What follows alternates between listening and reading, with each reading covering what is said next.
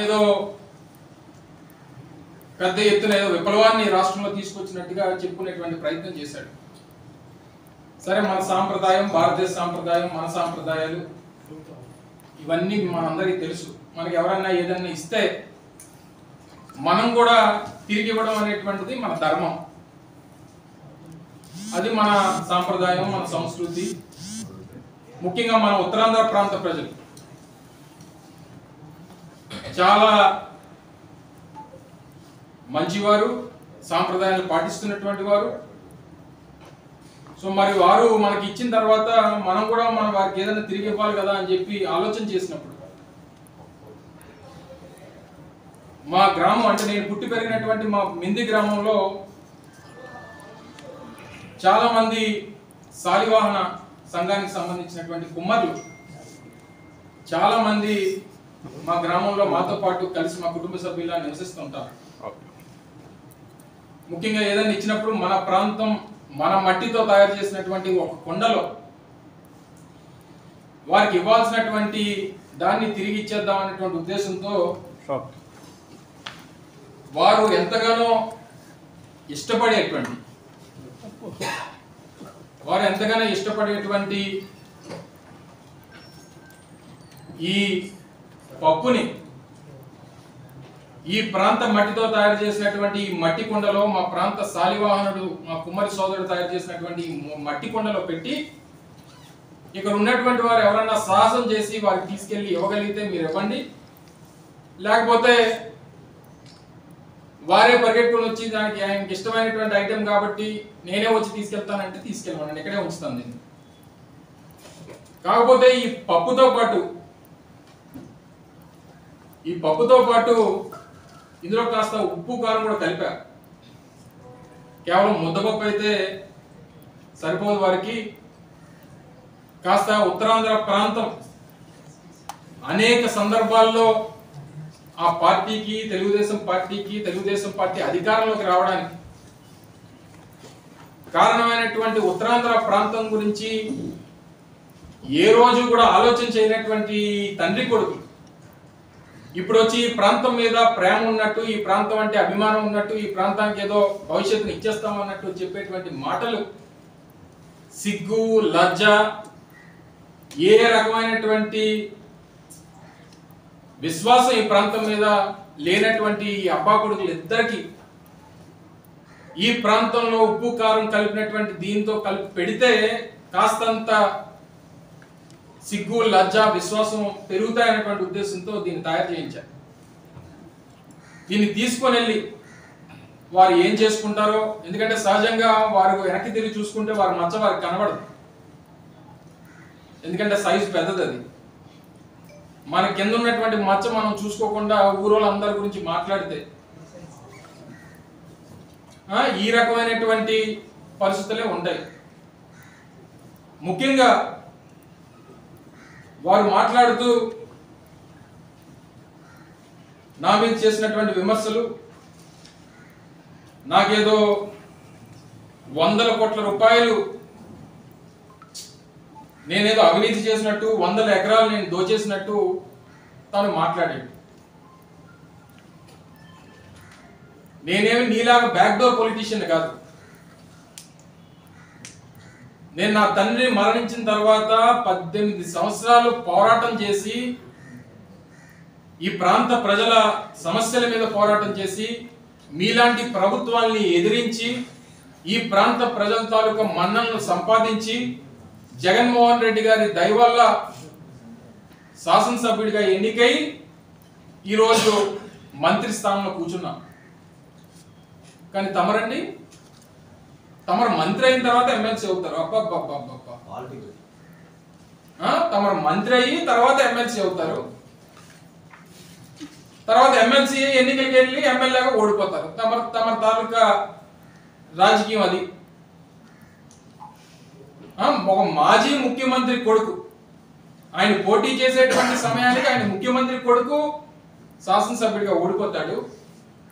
45 సంవత్సరాలుగా ఈ విశాఖపట్నం జిల్లాలో రాజకీయం చేస్తున్నటువంటి ఒక మాజీ మంత్రి కొడుకు ఈరోజు శాసనసభ్యుడిగా గెలిచి మంత్రి పదవిని అధిరోహించి జగన్మోహన్ రెడ్డి గారి ఆశీర్వాదంతో ఈరోజు రాష్ట్రంలో ప్రతిష్టాత్మకమైనటువంటి పరిశ్రమల శాఖకి మంత్రిగా ఉన్నాడు. అది నీకు నాకు తేడా. సిగ్గుందని అసలు నీకు మాట్లాడగల ఒక మాజీ ముఖ్యమంత్రి పొడిపోయి ఉండి ఎమ్మెల్యేగా ఓడిపోయి నువ్వు వచ్చి మా గురించి మాలాటల గురించి మాట్లాడుతూ ఉంటే నాకు తెలిసిన దగ్గర నుంచి నేను పుట్టి పెరిగినటువంటి నా మింది గ్రామంలోనే నేను ఉంటున్నా. మా తాత కట్టించినటువంటి ఇంట్లోనే నేను నివాసం ఉంటున్నా. మా తండ్రి అక్కడే ఉన్నారు, నేను అక్కడే ఉన్నాను, మా తాత అక్కడే ఉన్నారు. మా 4 ఫాదర్స్ దగ్గర నుంచి ఆ గ్రామమే నాకు తెలిసి నేను పుట్టినటువంటి గ్రామం. నువ్వెక్కడ పుట్టావు? మీ నాన్న ఎక్కడ పుట్టాడు? ఇప్పుడు మీరు ఉండేది ఎక్కడ? మీ నాన్న ఉండేది పూరి గుడిసెలో ఉండేటువంటి మీ నాన్న ఈ రోజు నిన్ను తీసుకొని వచ్చి ఒక రాయల్ ప్యాలెస్ లో, హైదరాబాద్ లో ఒక రాయల్ ప్యాలెస్ లో నిన్ను పెట్టాడే. ఎలాగా ఆ స్థాయి నుంచి ఈ స్థాయికి వెళ్ళవచ్చు ఒకసారి చెప్తే ఈ రోజు రాష్ట్రంలో ఉన్నటువంటి అనేక మంది పేదవారు కూడా ఈ మీ తండ్రి తాలూకా స్కీమ్ని ఫాలో అయ్యి వారు కూడా పాకంలో ఉన్నటువంటి వారందరూ కూడా ప్యాలెస్లోకి వెళ్ళిపోతారు.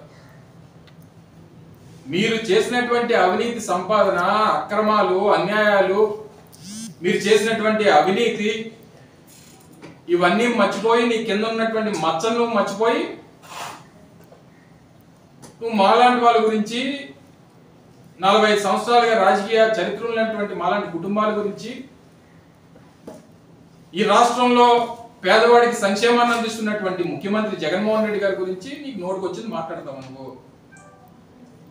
నువ్వు అనకాపల్లి పట్టణంలో కానీ అనకాపల్లి గ్రామీణ ప్రాంతాల్లో కానీ జరిగినటువంటి అభివృద్ధిని కనీసం చూడలేక, కనీసం అనకాపల్లి పట్టణంలో సమావేశం పెడితే అక్కడ మేము తయారు చేసినటువంటి బాగు చేసినటువంటి రోడ్లు కానీ అక్కడ చేసినటువంటి అభివృద్ధి కార్యక్రమాలు కానీ ఈరోజు అత్యంత ప్రతిష్టాత్మకమైనటువంటి అనకాపల్లి జిల్లాని ఏర్పాటు చేసి అనకాపల్లి పట్టణాన్ని జిల్లా హెడ్ క్వార్టర్గా మా హయాంలో అనకాపల్లికి ఆ గుర్తింపునిచ్చినటువంటి విషయాన్ని ఎక్కడ ప్రస్తావించాల్సి వస్తుందని ఇష్టం వచ్చినటువంటి మాటలు మాట్లాడతావు. మెడికల్ కాలేజ్ గురించి మాట్లాడతావు, ఆర్ఈసిఎస్ గురించి మాట్లాడతావు. నీ పక్కన ఉన్నటువంటి ఆ బంట్రోతులను అడిగితే నీ పక్కన కూర్చున్నటువంటి వారు ఎవరైతే దాన్ని అడ్డుకోవడానికి ప్రయత్నం చేసి అడ్డుకున్నారో, నువ్వు చెప్పినటువంటి విషయాలకు కారకులైనటువంటి వారందరినీ కూడా ఆ దొంగల ముఠాన్ని అందరినీ పక్కన కూర్చోబెట్టుకొని నువ్వు మళ్ళీ మమ్మల్ని ప్రస్తావిస్తూ మమ్మల్ని విమర్శిస్తావా? సిగ్గుందా నీకు? ఆ 420 గారిని పక్కన పెట్టుకుంటావు, ఆడు మాట్లాడతాడు నా గురించి. నీ ప్రభుత్వంలోనే నువ్వు మంత్రివర్గంలో ఉన్నప్పుడు నీ తండ్రి ముఖ్యమంత్రిగా ఉన్నప్పుడు ఆ 420 గారి మీద 420 కేసు పెట్టింది నీ ప్రభుత్వం. మా అనకాపల్లి మాజీ శాసనసభ్యుడి మీద 420 కేసు ఆ ప్రభుత్వంలో అధికార పార్టీ ఎమ్మెల్యే మీద నీ ప్రభుత్వమే 420 కేసు పెట్టిన 420 గారిని పక్కన కూర్చోబెట్టుకొని నువ్వు కూడా మాట్లాడితే, ఆ 420 గారు వచ్చి నా గురించి మాట్లాడితే వాడు కూడా నా గురించి మాట్లాడేటువంటి పరిస్థితిలో ఉన్నానంటే ఏం చెప్పమంటారు? నేను పాలు తాగి పెరిగితే ఆడు సారా తాగి పెరిగాడు, ఆడు కూడా నా గురించి మాట్లాడితే ఏం మాట్లాడమంటున్నాను? సారా కాసుకొని అమ్ముకున్న నా కొడుకులు కూడా నా గురించి, నా కుటుంబం గురించి నేను ఇప్పుడు కూడా ఛాలెంజ్. ఇక్కడే ఉన్నాడు కదా మనిషి, అక్కడ మాడుగులు అక్కడ తిరుగుతున్నట్టున్నాడు. నువ్వు కానీ నేను ఏదన్నా ₹1 అవినీతి నేను చేశానని కానీ నువ్వు చెప్పినటువంటి ఆ విస్తన్నపేట భూములు లో 1 సెంటు భూమి నా పేరు మీద ఉన్నా కానీ రాజకీయాల నుంచి బయటికి వెళ్ళిపోతా, రాజకీయాలు మానేస్తా. నువ్వు దత్తత తెచ్చుకున్నా నీ పవన్ అన్న వెళ్ళి ఏం పేర్లేకపోయాడు, వెళ్ళాడు కదా. ఓ రోజంతా సమయం వృధా ప్రయాసం వచ్చుకొని విస్తన్నపేట వెళ్ళి ఏం మాట్లాడాడు, ఏం రుజువు చేశాడు? మీరు కూడా వెళ్ళారు కదా. చెప్పనండి, ఇదిగో ఈ ప్రభుత్వ భూమిని అమర్నాథ్ రాయించేసుకున్నాడని కానీ, లేదా ఈ ప్రభుత్వ భూముల్ని పలానా బినామీ పేర్ల మీద పెట్టేసాడు కానీ చెప్పనండి. అక్కడ రైతులు బయటకు వచ్చి మా భూములు మేము కొనుక్కొని మేము అమ్ముకుంటా ఉంటే ఈవికేం సంబంధం, ఎందుకు రాజకీయంగా మమ్మల్ని ఇబ్బంది పెడతారని చెప్పి ఒక పక్క రైతులు గొడవ పెడతా ఉంటే వారి గురించి మాట్లాడడం మానేసి నువ్వు ఏదో అమర్నాథ్ మీద బురద జల్లేస్తే, అమర్నాథ్ మీద ఓ 4 వచ్చాం కాబట్టి, అనకాపల్లి వచ్చాం కాబట్టి 4 విమర్శలు చేసేస్తే ప్రజలు నమ్మేస్తారనుకుంటే నీ అమాయకత్వం. నువ్వు కూడా మాట్లాడతావు, అది నీకు ఏం స్థాయి ఉందని మాట్లాడతావు, ఏముందని మాట్లాడతావు. మీరందరూ కూడా వచ్చి ఇష్టం వచ్చినటువంటి మాటలు మాట్లాడి గంజాయి మాఫియా చేస్తున్నాను, డ్రగ్ మాఫియా చేస్తున్నాను అంటాడు. ఎంత అన్యాయం అండి. నీ పక్కన వైజాగ్ వీరప్పని నీ పక్కనే కూర్చోబెట్టుకున్నావు. మీ ఆయన పాత్రుడు గంజాయి డాన్ అని చెప్పి మీ పార్టీలో ఉన్నటువంటి గంటా శ్రీనివాసరావు గారు చెప్పలేదా? గంటా శ్రీనివాసరావు ఒక సందర్భంలో విశాఖపట్నంలో ఆయన మంత్రిగా ఉన్నప్పుడు, మీ ప్రభుత్వం అధికారంలో ఉన్నప్పుడు చెప్పలేదా మాట? గంజాయి డాన్లని, వైజాగ్ వీరప్పల్ని అందరినీ కూడా నువ్వు పెట్టుకొని పక్కన, నువ్వు మమ్మల్ని అంటావు, పక్కన 840ని 1680ని పక్కన పెట్టుకొని. సరే, నువ్వు నీ తండ్రి అంటే ఆయనకు అడగక్కర్లా, నువ్వు వెళ్ళి అర్థంలో చూసుకుంటే నీ తండ్రే కనబడతాడు. ఇద్దరికి పెద్ద తేడా లేదు. ఏదో సామెత చెప్పినట్టు మీరందరూ కూడా వచ్చి మాలాంటి వాళ్ళ మీద విమర్శలు చేసేసి ఉత్తరాంధ్ర మీద ఉద్ధరించేసినట్టు. ఎప్పుడైనా ఉత్తరాంధ్ర ప్రాంతంలో నీ తండ్రి 14 సంవత్సరాలు ముఖ్యమంత్రిగా ఉన్నప్పుడు ఒక పోర్టు నిర్మాణం చేయాలని చెప్పి ఏ రోజైనా ఆలోచన చేసావా? నేను మంత్రిగా ఉన్నప్పుడు, నేను పరిశ్రమల శాఖ మంత్రిగా ఉండి ముఖ్యమంత్రి గారి చేతుల మీదుగా శ్రీకాకుళంలో మూలపేట పోర్టుకి శంకుస్థాపన చేయించి పెద్ద ఎత్తున పనులు జరుగుతూ ఉన్నాయి. రమ్మనండి, నీకు కావాల్సినటువంటి ఛానల్స్ తీసుకుని రా. ఎంత త్వరగతిన పనులు జరుగుతూ ఉన్నాయి చూపిస్తాం. నేను మంత్రిగా ఉండగా ఉత్తరాంధ్ర ప్రాంతంలో రేపు రాష్ట్రానికి భవిష్యత్ కాబోతున్నటువంటి ఉత్తరాంధ్ర ప్రాంతానికి ప్రతిష్టాత్మకమైనటువంటి భోగాపురం ఇంటర్నేషనల్ ఎయిర్పోర్ట్ శంకుస్థాపన చేయించింది మేము. మొన్న మీరు వచ్చారు కదా, మీరు అందరూ కూడా మిమ్మల్ని అందరూ కూడా తీసుకెళ్ళాం. ఎంత పెద్ద ఎత్తున రన్వే పనులు జరుగుతూ ఉన్నాయి, టెర్మినల్ బిల్డింగ్ నిర్మాణాలు జరుగుతూ ఉన్నాయి. రేపు 2025 డిసెంబర్కి మొదటి ఫ్లైట్ ని తీసుకొని వచ్చి అక్కడ ఆపరేషన్ స్టార్ట్ చేయబోతా ఉన్నాం.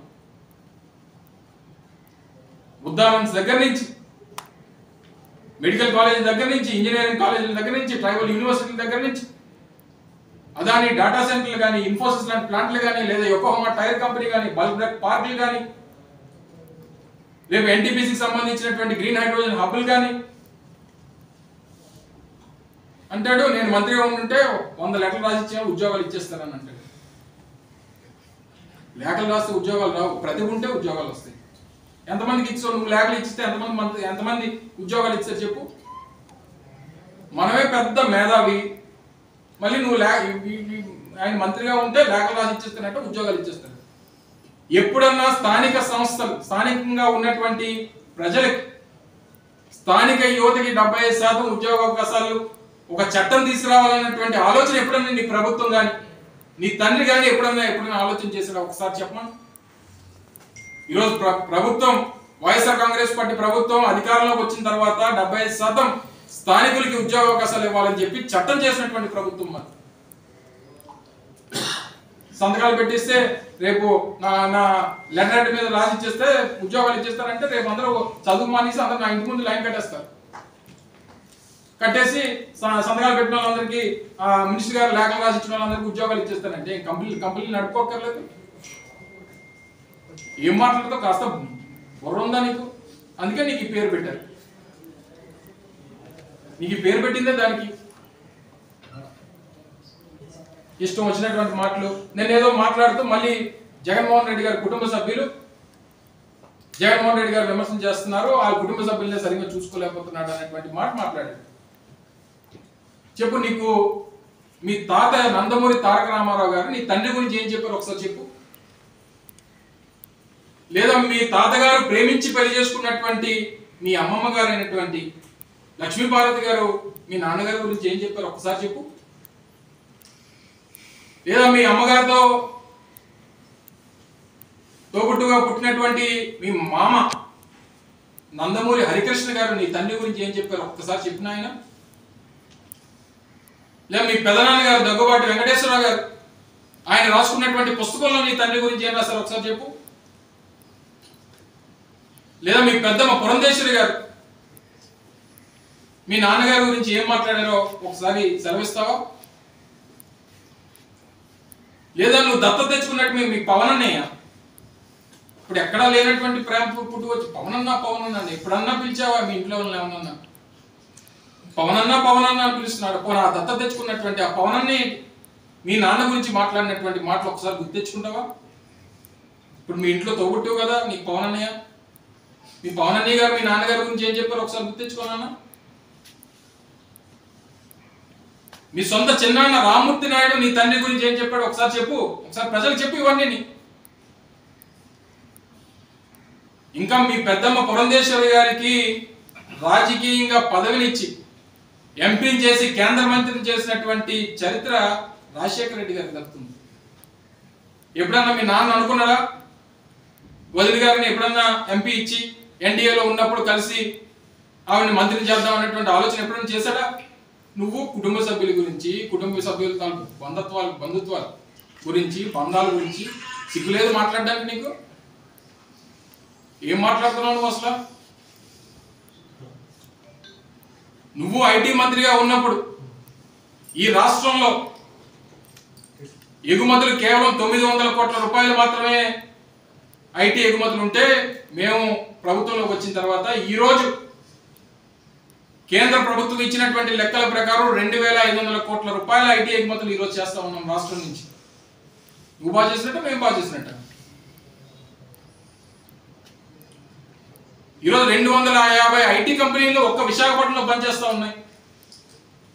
ప్రతిష్టాత్మకమైనటువంటి ఇన్ఫోసిస్ సంస్థని ఈరోజు విశాఖపట్నం తీసుకొచ్చినటువంటి చరిత్ర మాది. రాష్ట్రంలో దాదాపు 70-80 వేల మంది ఐటీ ఉద్యోగస్తులు రాష్ట్రంలో ఇతర ప్రాంతాలతో కలిపి ఈరోజు ఐటీ ఉద్యోగస్తులు పనిచేస్తా ఉన్నారు. ఒక్కొక్క సందర్భంలో మీరు గుర్తుందో లేదో 2017లో ఆయన ఐటీ శాఖ మంత్రిగా ఉన్నప్పుడు విశాఖపట్నంలో ఒక పత్రికా సమావేశంలో ఆయనే చెప్పాడు, విశాఖపట్నానికి ఐటీ సంస్థలు రావు, ఇక్కడ ఏమీ లేదు, ఇక్కడ ఈకో సిస్టమ్ లేదు, ఇక్కడ వచ్చేదానికి ఎవరో ఇంట్రెస్ట్ చూపించట్లేదు అనేటువంటి మాట ఈ మనిషి చెప్పాడు. ఆ పేపర్ క్లిప్పింగ్ కూడా కావాలంటే నీకు పంపిస్తా. ఈ రకమైనటువంటి మాటలు మాట్లాడేసి ఏదో విమర్శలు చేసేస్తే ప్రజలందరూ నమ్మేస్తారనుకుంటే, ఇక్కడ అమాయక ప్రజలు ఇంకా నీ మాటలు, నీ తండ్రి మాటలు నమ్మి మోసపోయేటువంటి దానికి ఇంకా ఉత్తరాంధ్ర ప్రాంతంలో ప్రజలు కానీ, ముఖ్యంగా విశాఖపట్నం ప్రజలు కానీ సిద్ధంగా లేరు అనేటువంటి విషయాన్ని గమనించమని. ఇప్పటికన్నా నోరు జాగ్రత్తగా పెట్టుకొని మాట్లాడకపోతే ఏమనంటే ఎర్రబుక్కు అంటావు. నీ జీవితంలో ఆ పుస్తకం తెరిచేటువంటి రోజు కూడా రాదు. నీ జీవితంలో నీకు నీ తండ్రికి ఎప్పటికీ ఆ ఎర్ర పుస్తకం కనీసం మొదటి పేజ్ కూడా తెరిచేటువంటి రోజు రాదు. అది నువ్వు మరిచి ఎక్కడో పెట్టుకోవడం తప్ప. నీ కుర్చీని ఇప్పటికే మడత పెట్టేశాం 2019లో, మీ నాన్న కుర్చీని మడత పెట్టేశాం. రేపు నీ పుస్తకాన్ని కూడా నువ్వు మడిచి ఎక్కడ పెట్టుకోవాలో అక్కడ పెట్టుకో, కావాల్సినంత ఉంది నీకు. ఇంకా ఇక్కడైనా నువ్వు ఎంత సీరియస్గా డైలాగులు చెప్తామన్నా, ఎంత సీరియస్గా మా మీద విమర్శలు చేద్దామన్నా, నిన్ను చూసి ఆ సీరియస్నెస్ మాకు రావట్లేదు. అంత కామెడీ ఫేస్ ఉంది. దయచేసి ఈ తప్పుడు రాత్రిలో ఎవడో ఇచ్చినటువంటి 4 పదాలు స్పష్టంగా పలకవయ్యా. నువ్వు పెట్టేటువంటి సమావేశం పేరు చెప్పు ఏంటో. నువ్వు నేను చెప్పను కాదు, ఆయన చెప్పను. మనం డెంగ్యూ జ్వరాలు అని చెప్పను, చెప్పగలేము. ఏమో ఆయన ఏమంటాడు, ఆయన నన్ను ఏం చెప్తున్నా. సో కనీసం నోరు తెరవనటువంటి నువ్వు కూడా మా గురించి మాట్లాడితే ఏం సమాధానం చెప్తాం? దయచేసి ఆ మాటలు మానుకొని, ఇప్పటికన్నా మేము 14 సంవత్సరాల్లో మా నాన్న ముఖ్యమంత్రిగా ఉన్నప్పుడు ఏం చేయలేకపోయాం, ఈసారి ఇస్తే ఏదైనా ప్రయత్నం చేస్తామనేటువంటి మాట చెప్పుకునేటువంటి ప్రయత్నం చేయండి తప్ప మా మీద విమర్శలు చేసి ఏదో చేసేసామని ఒక భ్రమ కల్పించి దయచేసి ఇక్కడ ప్రచారాలు చేయొద్దు, మా మీద తప్పుడు ఆరోపణలు చేయొద్దు అని చెప్పి మరొకసారి ఈ పప్పుకి హెచ్చరిస్తూ నిన్న చేసినటువంటి వ్యాఖ్యల్ని మరొకసారి తీవ్రంగా ఖండిస్తా ఉన్నాం. ఆయన మీకు గుడ్డు వ్యాపారాన్ని పంపిస్తున్నారు, ఈ పప్పు కూడా మీరు ఆ విధంగా పంపించే అవకాశం ఉందా? సరే, దీన్ని చూస్తే ఆయన పరిగెడు వస్తానులే సార్. ఈ ఆర్కే గారు తిరిగి వైసీపీలోకి రావడం చాలా మాట్లాడి వెళ్ళిపోయారు జగన్ గారి గురించి. పైగా ఇప్పుడు కనీసం షర్మిలా గారికి ఇన్ఫర్మేషన్ కూడా లేకుండా తిరిగి మీ పార్టీలోకి వస్తుంది అంటే ఏమన్నా వ్యాపారాలు అవి పదవి ఏమైనా ఇస్తారని ఆశ్చర్యం వాళ్ళు వస్తారా? అది ఆయన అడగాలి. నువ్వు ఏదేమైనప్పటికీ జగన్మోహన్ రెడ్డి గారి నాయకత్వం, జగన్మోహన్ రెడ్డి గారికి వస్తున్నటువంటి స్పందన, ఎందుకంటే జగన్మోహన్ రెడ్డి గారు నాకు తెలిసి గడిచినటువంటి ఈ 58 మాసాలుగా అనేక ప్రభుత్వ కార్యక్రమాల్లో పాల్గొన్నటువంటి సందర్భాన్ని మనం చూసాం. కానీ పార్టీ కార్యక్రమాల్లో పాల్గొన్నప్పుడు వస్తున్నటువంటి స్పందనని మనం భీమిలి సభ దగ్గర నుంచి, తర్వాత జరిగినటువంటి దెందులూరు సభ దగ్గర నుంచి, నిన్న కాక మొన్న జరిగినటువంటి రాప్తాడు సభ చూసిన తర్వాత అది జగన్మోహన్ రెడ్డి గారి మీద ప్రజలకి, సామాన్యుడికి ఉన్నటువంటి అభిమానం ఏంటో, ఆయన రోడ్డు ఎక్కితే వచ్చేటువంటి స్పందన ఏంటో క్లియర్గా కనబడతా ఉంది. సో ఒకరిద్దరు ఎవరన్నా తప్పిదం చేసిన లేదా క్షణికావేశంలో తీసుకున్నటువంటి నిర్ణయాల్ని వారు సమీక్షించుకొని తీసుకునేటువంటి నిర్ణయాల్లో భాగంగా చూడాలి తప్ప దీన్ని పెద్దగా ఏదో జరిగిపోయింది మళ్ళీ ఏదో ఇంకొక ఉపద్రవం వచ్చి పడిపోయింది అనేటువంటి దానికి చూడాల్సినటువంటి పని లేదనేటువంటిది నా అభిప్రాయం. సార్, అనకాపల్లి ఎంపీగా నాగబాబు రాబోతున్నారని ప్రచారం జరుగుతుంది, ఏం చెప్తారు సార్? ఏ బాబు రాని, ఏ బాబు అయితే ఏమో చెప్పు. ఏ బాబు అన్నా చంద్రబాబే కదా డిసైడ్ చేయాల్సింది. ఏ పార్టీ కన్నా ఈ రోజు రేపు బహుశా నాకు తెలిసి రేపు ఎల్లుండో ఎన్డీఏలో చేరుతున్నారు. ఎన్డీఏలో చేరిన తర్వాత ఆల్మోస్ట్ 3 పార్టీలు కలిసి వస్తాయి. 3 పార్టీలు కలిసి వచ్చిన తర్వాత ఎవరన్నా క్యాండిడేట్ కావచ్చు. వన్స్ వారు కలిసి వచ్చిన తర్వాత క్యాండిడేట్ పలానాలు అని చెప్పి మేమే క్యాండిడేట్లు మార్చేటువంటి పరిస్థితి ఉండదు. లేదా ఎవరో పలానాలు వచ్చేస్తున్నారమ్మో, ఏదో అయిపోతుందమ్మో, బ్రహ్మాండం బదులైపోతుంది అనేటువంటి పరిస్థితి కూడా మా దగ్గర ఉండదు. రొటీన్ గా మేము ఏమైతే నిర్ణయాలు తీసుకుంటామో ఆ నిర్ణయం మేము తీసుకునేటువంటి కార్యక్రమం చేస్తాం. సంబంధించి ఐటీకి సంబంధించి లోకేష్ కూడా ఐటీ మంత్రిగా పనిచేశారు, మీరు ఐటీ మంత్రిగా పనిచేస్తారు. ఆయన హయాంలో ఏం అభివృద్ధి జరిగింది, ఏ కంపెనీలు వచ్చాయి, మీ హయాంలో ఏం జరిగింది అనేది ఇస్తాను. డెఫినెట్ గా ఇస్తాను. అనేక సందర్భాల్లో చెప్పాను, మళ్ళీ చెప్తున్నాను. మీకు కావాలంటే ఆన్ పేపర్ ఇస్తాను. గతంలో ఎగుమతులు ఎంత, ఇప్పుడు ఎగుమతులు ఎంత, గతంలో ఎన్ని కంపెనీలు ఎంతమంది పనిచేశారు, ఇప్పుడు ఎన్ని కంపెనీలు ఎంతమంది పనిచేస్తా ఉన్నారు, వారి హయాంలో వచ్చినటువంటి కంపెనీలు ఏంటి, మన హయాంలో మనం ప్రారంభించినటువంటి కంపెనీలు ఏంటి, ఇవన్నీ కూడా ఎందుకంటే పరిశ్రమలకు సంబంధించి కానీ ఐటీకి సంబంధించి కానీ ఒక రాష్ట్ర ప్రభుత్వమే కాదు, సంబంధించినటువంటి శాఖల దగ్గర ప్రతి ఇన్ఫర్మేషన్ ఉంటుంది. నేను చెప్పినటువంటి ప్రతి ఇన్ఫర్మేషన్ ఆన్ రికార్డెడ్ ఎవిడెన్స్ చెప్తున్నటువంటి తప్ప కాకి లెక్కలకు కాదు. ఏమో ఆయన తీసుకెళ్తే మంచిది నా ఉద్దేశం. నేను రెడీ అని చెప్తున్నాను కదా, నేను రెడీ అని చెప్తున్నా. ఆయనకు ధైర్యం ఉండదు. జనం నుంచి గెలిచి వచ్చినటువంటి నాలాంటి తిని బ్యాక్ డోర్ లో వచ్చినటువంటి వాళ్ళంటి పట్టుకొని మనకన్నా స్థాయి ఉండాలి కదా మాట్లాడి.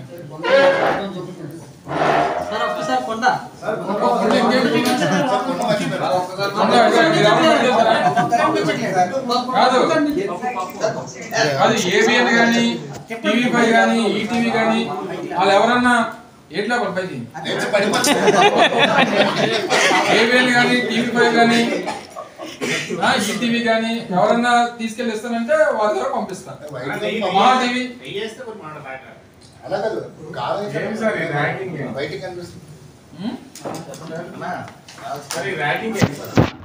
కుండను తీద్దాం, ఆగండి.